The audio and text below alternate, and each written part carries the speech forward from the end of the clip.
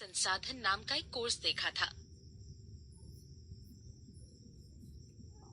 उस कोर्स में मैंने समझा था कि कक्षा में बच्चों को बोलने के मौके देने कितने जरूरी है। इससे उनमें आत्मविश्वास तो बढ़ता ही है, साथ ही उनको पढ़ने लिखने के कौशल में भी मदद मिलती है। साथ ही बोलने के मौके देने से बच्चों को कक्षा का माहौल दिलचस्प और सहज भी लग सकता है। ये बातें तो बिल्कुल सही हैं। मेरे भी अनुभव कुछ ऐसे ही रहे हैं। तब से मैं कोशिश करती हूँ कि कक्षा में बच्चों को बातचीत के खूब सारे मौके दूं और उन्हें अपने विचार साझा करने के लिए प्रोत्साहित भी करूं।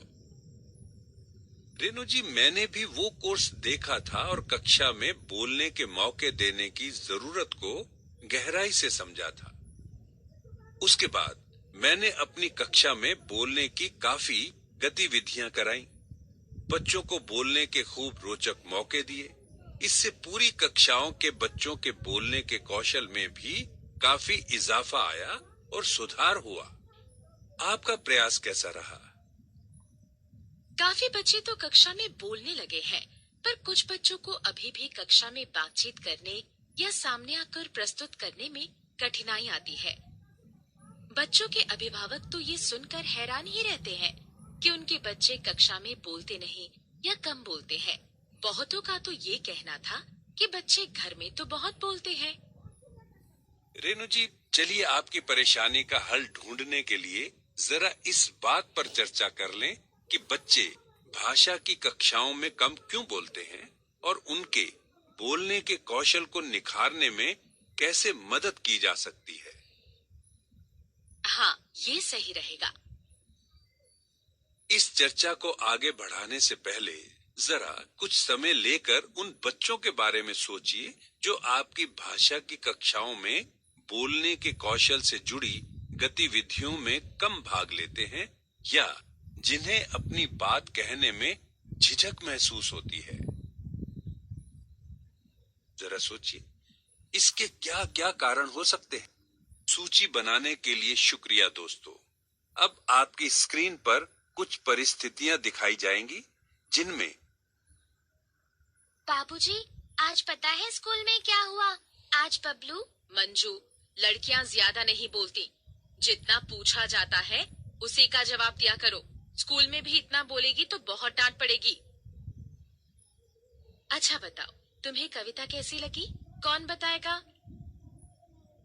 मंजू बेटा, क्या तुम बताना चाहोगी तुम्हें कविता कैसी लगी?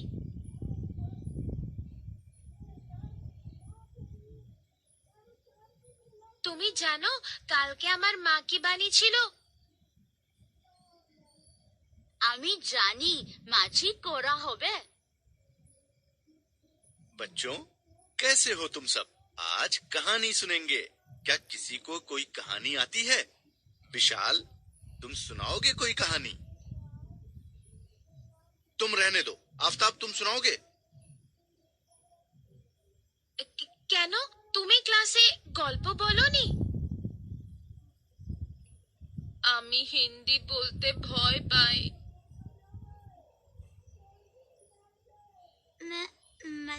मछली जल की रानी है।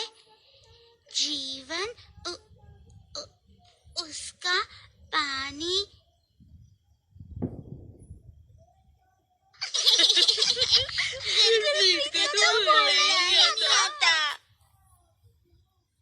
अभी आपने 3 परिस्थितियां देखी जिनमें बच्चे कक्षा में नहीं बोलते या कम बोलते हैं। कारणों को सही परिस्थिति की ओर ड्रैग करके अपना जवाब सबमिट करें। बच्चे की घर की भाषा स्कूल की भाषा से अलग है। बच्चे को साफ बोलने में मुश्किल होती है। बच्चे के घर में अपनी बात कहने का माहौल नहीं है। बच्चा कक्षा में अध्यापक से डरता है।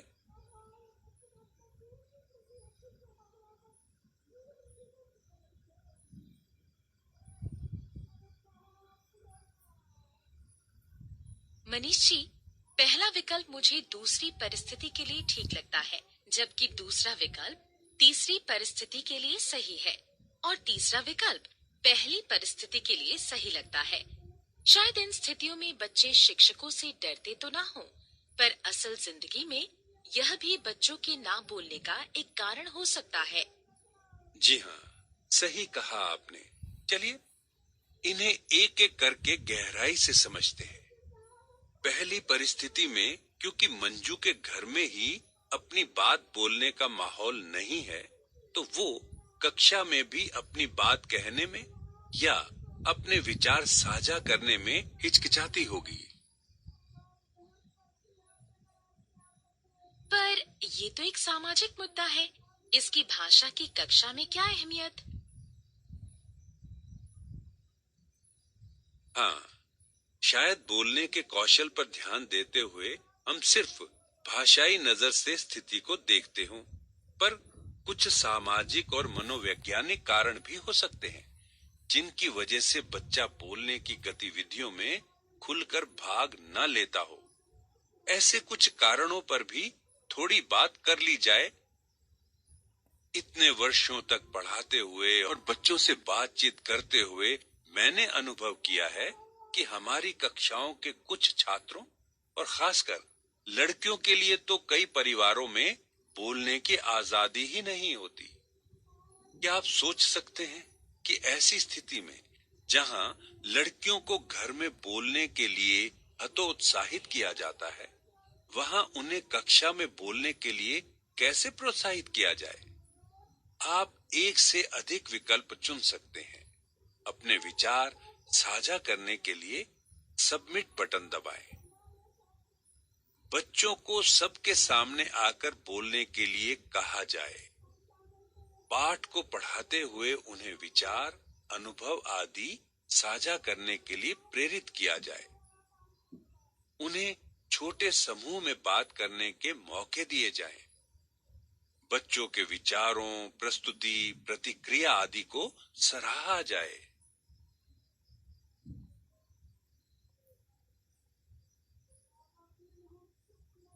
शायद आखिरी 3 विकल्प सही है। बच्चों को कक्षा में सबके सामने बोलने को कहना सही नहीं है, क्योंकि शायद वो हिचकिचाहट महसूस करें और आत्मविश्वास महसूस ना करें। पर हाँ, मैंने ये अनुभव किया है कि छोटे समूह में बातचीत करने के मौके देने से वो अपनी बात खुलकर कह पाते हैं। ठीक कहा आपने। एक शिक्षक होने के नाते हमें बच्चों को ये एहसास करवाना चाहिए कि उनकी बातों, विचारों, भावनाओं की अहमियत है। साहित्य में हमने पाया कि कई बार स्कूल में आने पर बच्चे खुद को बेझिझक अभिव्यक्त नहीं कर पाते, क्योंकि जिस भाषा में वो सहज रूप से अपनी राय, अनुभव, भावनाएं आदि व्यक्त करना चाहते हैं, कई बार उसकी स्कूल में जगह ही नहीं होती। जिन बच्चों की स्कूल की भाषा घर की भाषा से अलग है, उन्हें भाषा की कक्षा में बोलने के लिए प्रेरित कैसे किया जाए? आप एक से अधिक विकल्प चुन सकते हैं। अपना जवाब देने के लिए सबमिट बटन दबाएं।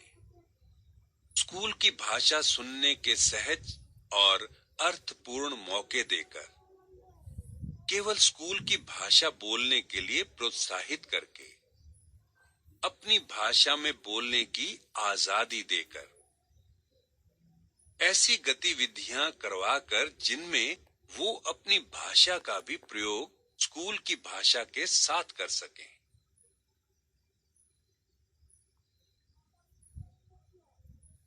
मुझे तो तीसरा और चौथा विकल्प सही लगता है।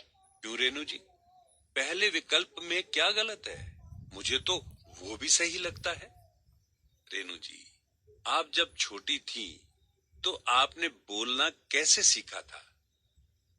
अपने आसपास के लोगों को बोलते हुए सुनकर और उनसे बातचीत करते हुए। वाइगोट्स्की नाम के प्रसिद्ध मनोवैज्ञानिक भी अपने बड़ों और साथियों से बातचीत को भाषा सीखने में बहुत महत्वपूर्ण बताते हैं। स्टीफन क्रैशन, जिनका भाषा शिक्षण में काफी नाम है, बताते हैं कि हम बच्चों को सुनने के जितने मौके देंगे वो उतना ही अच्छा बोल पाएंगे।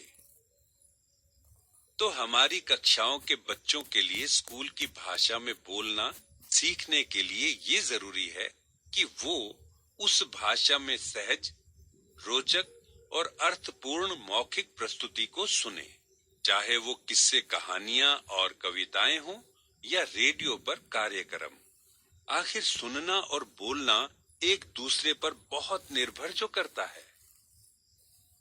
दोस्तों, क्योंकि बोलने का कौशल सुनने के कौशल से काफी हद तक जुड़ा है, शायद आप सुनने के कौशल को बच्चों में विकसित करने पर भी कक्षा में ध्यान देना चाहें।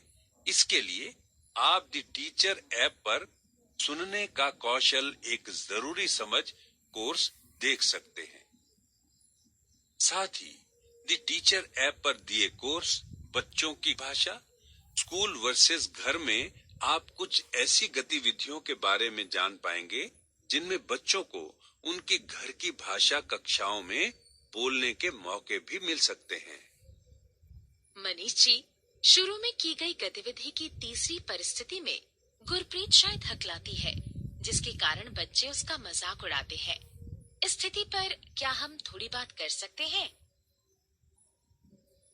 जी हाँ, चिल्ड्रन विद स्टटरिंग नाम के लेख में हमने पाया कि हकलाना एक भाषण विकार है जिसमें किसी ध्वनि, शब्दांश या शब्द को दोहराया जाता है या लंबा करके बोला जाता है, जिससे बोलने का प्रभाव नहीं रहता। क्या आपकी कक्षा में भी कुछ ऐसे बच्चे हैं जो हकलाते हैं या तुतलाते हैं? हमने शोध में भी पाया है कि अक्सर हकलाने वाले बच्चों को बोलने में तो मुश्किलें आती ही हैं, पर वो कक्षा में अकेलापन भी महसूस करते हैं। साथ ही उन्हें कक्षा में कम आंका जाता है। कक्षा में तुतलाने या हकलाने वाले बच्चों की मदद बोलने के कौशल को बढ़ाने में कैसे की जाए? आप एक से अधिक विकल्प चुन सकते हैं। अपना जवाब देने के लिए सबमिट बटन दबाएं। उनसे कम सवाल पूछकर, बच्चों को उनकी बात कहने के लिए समय देकर, बाकी बच्चों में तुतलाने या हकलाने को लेकर संवेदनशीलता बढ़ाकर, बच्चों के बोलते हुए उनकी बात बीच में ना काटकर। पहले विकल्प को छोड़कर बाकी सभी विकल्प सही लगते हैं।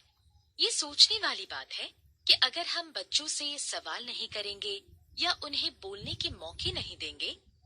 हाँ, दी स्टटरिंग फाउंडेशन, जो अमेरिका का हकलाने की समस्या से जुड़ा एक प्रख्यात संगठन है, इस बात पर जोर देता है कि बच्चों की हकलाने की कठिनाई को ध्यान में रखते हुए बच्चों के साथ धीरज से बात करने की बहुत जरूरत है। इस बात पर काफी जोर दिया गया है कि उन्हें अपनी बात कहने का पूरा समय मिले या उनकी बात को बीच में न काटा जाए।